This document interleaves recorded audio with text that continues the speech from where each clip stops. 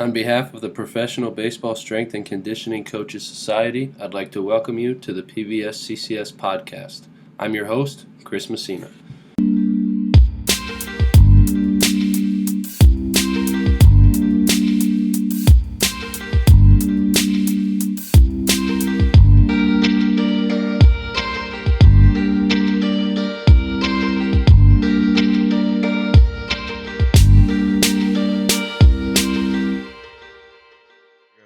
All right, everybody, I'm here with Jarret Abell of the Kansas City Royals organization. Jarret, thanks for coming on again. Appreciate your time. We lost the first call. Introduce yourself to the listeners, if you would, please. Yeah, I'm a small town's Kansas kid. Grew up playing all sports I could that were even available to me all the way through high school. I had the opportunity to play college baseball or college football. I chose football. Decided to go to junior college football opposed to D1 baseball. So some will call me pretty stupid, but from there. Got my master's degree at Wichita State, and then went on and got my graduate degree from Wichita State as well. Being fortunate to be able to live both passions in my life with baseball and football now is absolutely surreal. So from there, I went on and did an unpaid internship at TCU for 3 months. Then went on to Athletes Performance or Exos in Pensacola, Florida, and did another unpaid internship for 5-6 months, and then got the opportunity to get hired by them for pro day athletes, and then the Royals called and took the opportunity to jump in here in the baseball world and live this luxurious life. Something like that, right? Yeah. So one of the big reasons I wanted to have you on is you were Strength Coach of the Year in the Texas League in 2017. First and foremost, congrats to you. It's kind of been a reoccurring thing on here that I have strength coaches that have won it, and every single time I say it's a peer-voted award. And so clearly you're doing something right in the eyes of your peers, and I want to know what that is that you're doing that makes you so successful. I don't think I'm doing anything different than anybody else. Really is. I'm very fortunate to be voted and have that opportunity to receive that award. I don't think it's anything special that I'm doing. I think it's just about collaborating and being an open book to everybody, including coaching staff, players. Front office, anybody that has a question is more than welcome to ask that, and if I don't have an answer, I'll try to find it. Along with that, just being able to talk with peers in Texas League, the opportunities that I had at Northwest Arkansas, our facilities are amazing. So just being able to open that door to anybody that comes through to be able to get their athletes in. Because it's not me versus them at this moment in time. At this level, it's us versus everybody else trying to get those athletes to the highest level. I had the very fortunate opportunity to basically work with some of those guys this last year that we were facing that came across the way in a trade or free agency or Rule 5, and to be able to work with those guys. So having that open door, being able to communicate with those other strength coaches is big.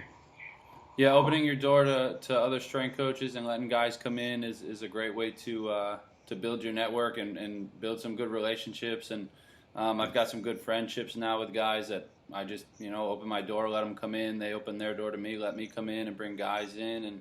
And like you said, we're all kind of trying to pull the same rope in the minor leagues and just push guys up the system, and then once they get to the big leagues, it's a little bit different. But down in the minor leagues, we're all just trying to get guys to move up and help them pursue their dreams. So Sure. That's good stuff, man. That's good stuff, and that goes a long way among your peers, which obviously makes sense as they voted you for Strength Coach of the Year. So again, congrats on that. And how have those previous experiences that you mentioned helped you become the strength coach you are today?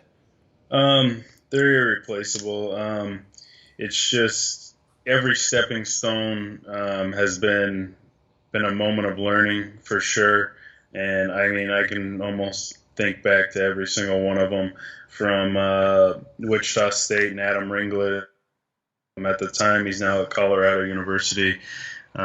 Is a very intelligent individual, and he equipped me with the educational background to start this and continue this. So, and then going from there to TCU, being fortunate enough to jump from great mind to great mind there with Zach Dakin at TCU, to continue that and kind of hammer home a little more of the programming aspect of it.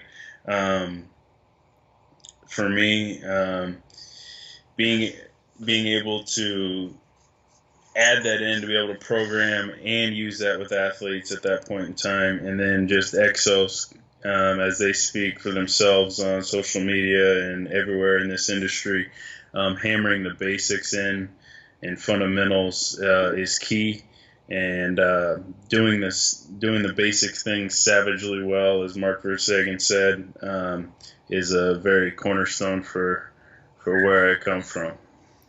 Yeah, for sure, man. Going back to the basics is huge, and being able to do those well goes a long way. And it sounds like all the steps in your path have led you in a good direction. And I'm a big believer that every single step that you take is important, no matter how big, how small, who you're with.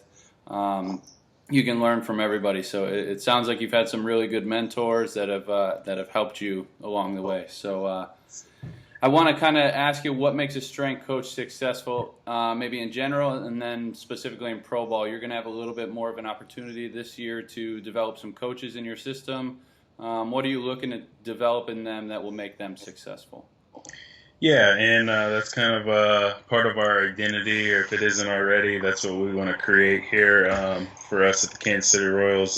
Bringing John Waggle on here, and our sports science coordinator, Austin Driggers, and I, even up to the big leagues with Ryan Stoneberg and Louis Perez, we take pride in developing those coaches, not only for our organization, but for them to use this as a stepping stone to continue their career and their goals. If that's bigger than what we have available at the time, we want them to go on and be the best that they can be. So with that being said, the main thing for us is collaboration, talking, being able to collaborate through ATCs, PTs, doctors, coaching staff, front office, all of that kind of stuff. Being able to provide solutions, whether that's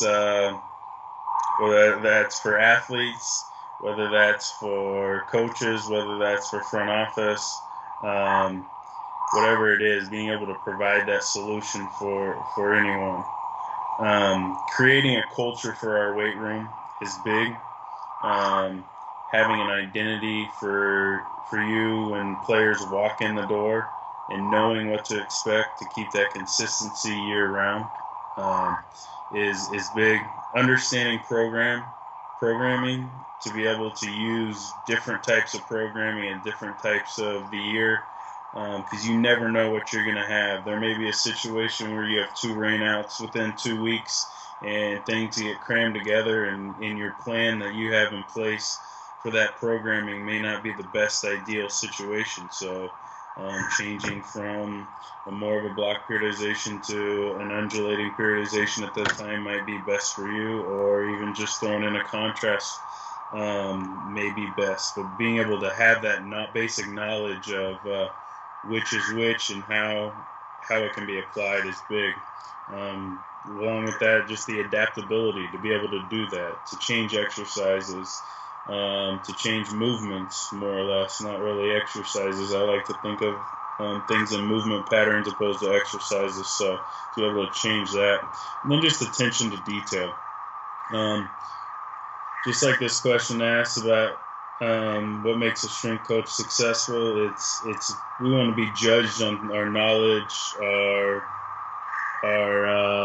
programming, our player buy-in, for that matter, the trust. And when somebody walks through the door and your weight room's messy or something else, they may be judging you on other things than what you really want to be looked at. So that's just a big piece of just being attention to detail, being consistent, and adaptable. So. Yeah, all really good stuff, and all makes sense for any strength coach, not just for a strength coach in baseball. And so there's a lot of good stuff to take away from that one. What do you believe in within strength and conditioning that others think you are crazy for believing? I don't know if it's really crazy, but pitchers are truly athletes. I mean, I don't think anybody is too shocked at that one, but I do firmly believe that we have to train them like the elite athletes they are, and not get caught up in they just throw a baseball. We started doing some speed and agility work, some more plyometrics, and again, that's usually in most programs. But we just can't forget that like they are athletes, and they need to be trained like athletes. They got to field their bunts and run the first. Yeah, the thing is, like, a lot of them will say, I only run from the dugout to the mound, or I only stay on the mound, and then they look terrible when they try to field a bunt, and then you break out, like, speed drills or agility drills, and they love it. And yeah, like, exactly. it makes no sense, because, like, you do the stuff that makes them athletic, and they're like, I don't need to be athletic, but then when you actually do it, they love it anyway, so... Yeah, about the time they roll their ankle fielding the bunt, they'll be appreciative to that. Yeah, they land on the seat of their pants and guys on first base, and it's a whole mess. But sure. Yeah, I'm agreeing 100% with you on that one. They're athletes for sure, or at least we would like them to be, I guess. Exactly. At least look like it. So what advice do you have for others in the field, maybe young coaches looking to get in, or even older coaches who are just trying to stay on top of things? Yeah, just take responsibility for your continuing education. Just like we tell our athletes, be able to look in the mirror and be 100% in on what you're doing. Use that as an investment to yourself in your career, not just looking at spending money. And I'm not necessarily telling you to go out and spend a lot of money on education. I understand that. I wasn't in a situation to be able to do that, and I was fortunate enough to be able to work with the people I did. But with that, like, don't see that as you just spending money. See that as an investment to what you're longing to do in your career.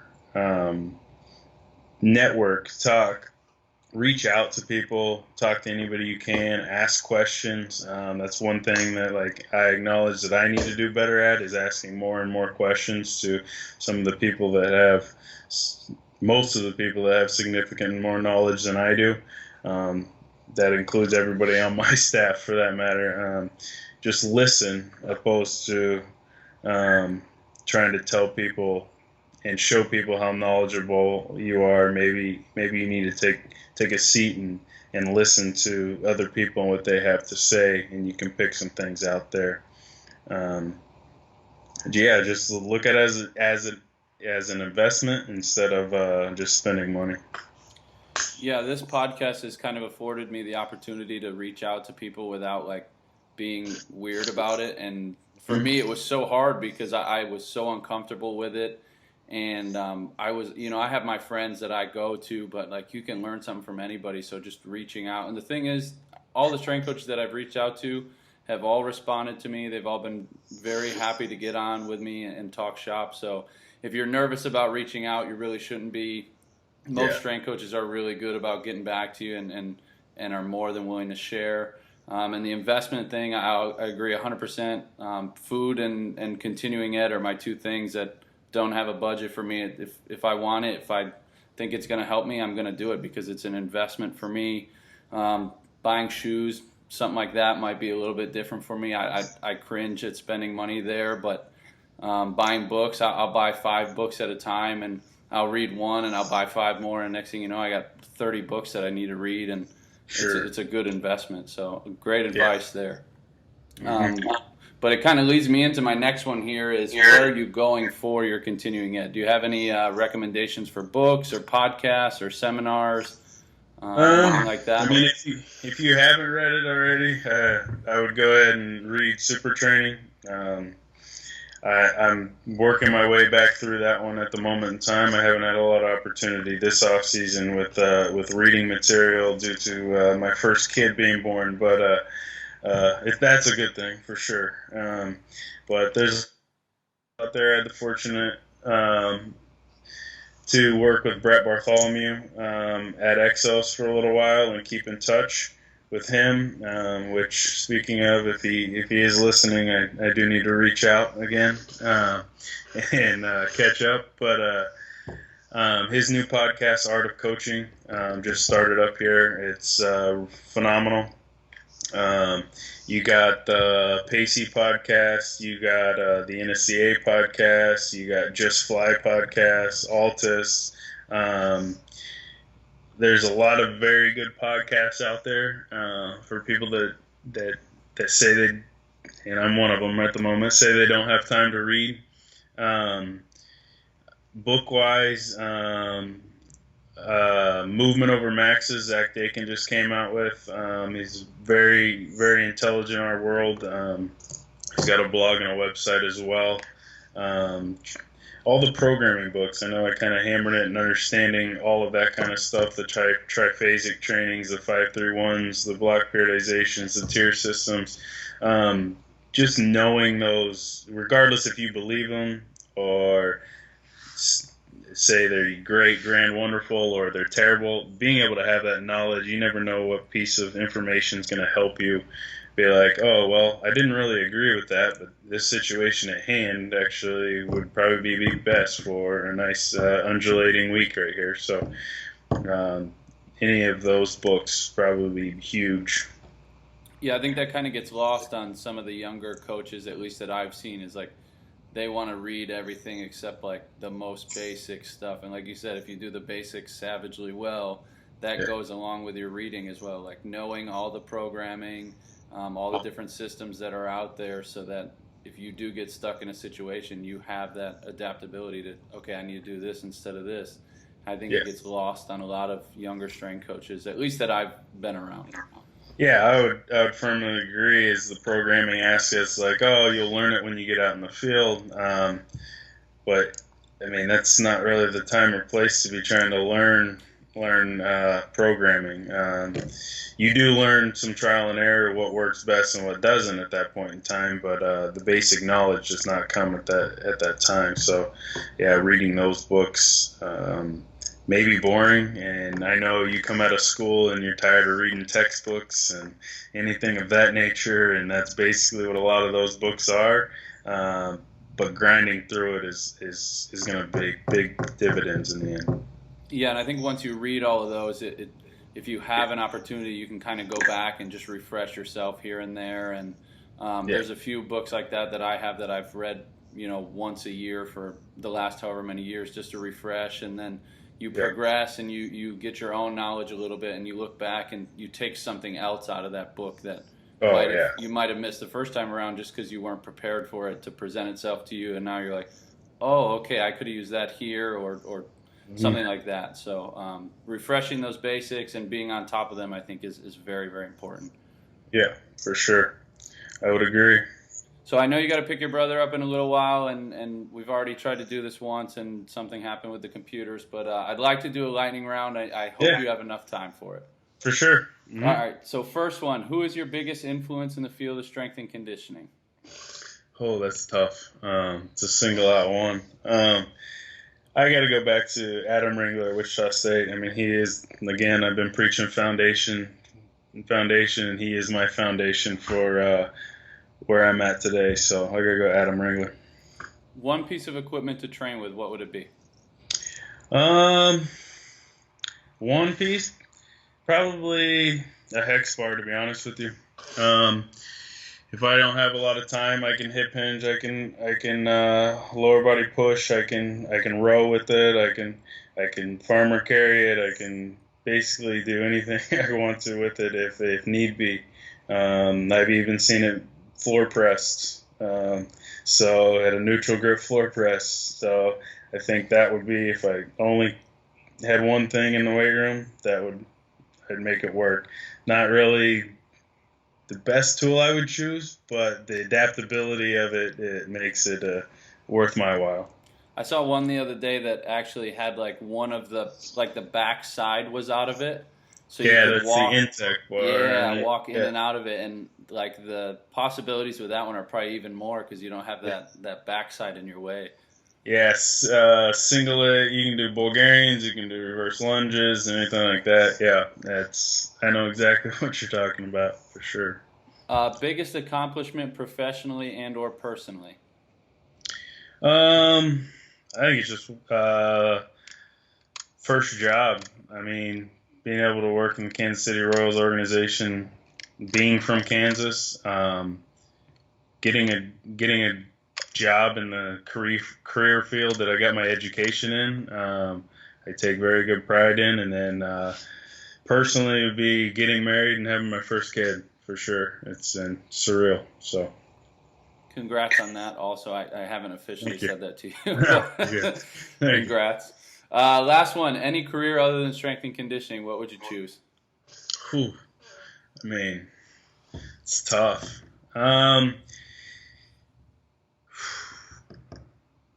Probably real estate or something financial.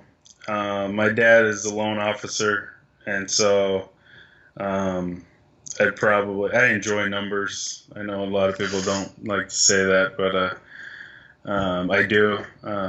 Whether I'm good with them or not, I'm probably not. But I enjoy them. I like the problem solving or whatever, and I look at some of that financial stuff as problem solving and slightly like fantasy football for me.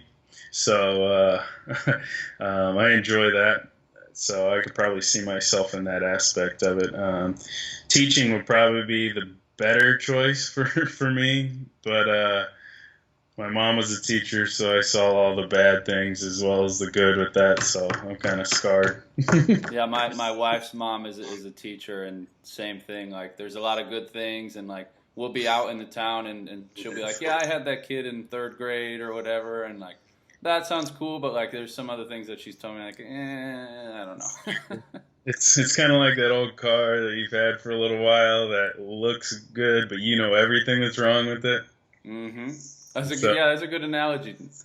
Yeah, but hey, man, I appreciate you coming on and working with the technical difficulties. And if the listeners want to get in touch with you, where can we get more? Social media, or is there a better place?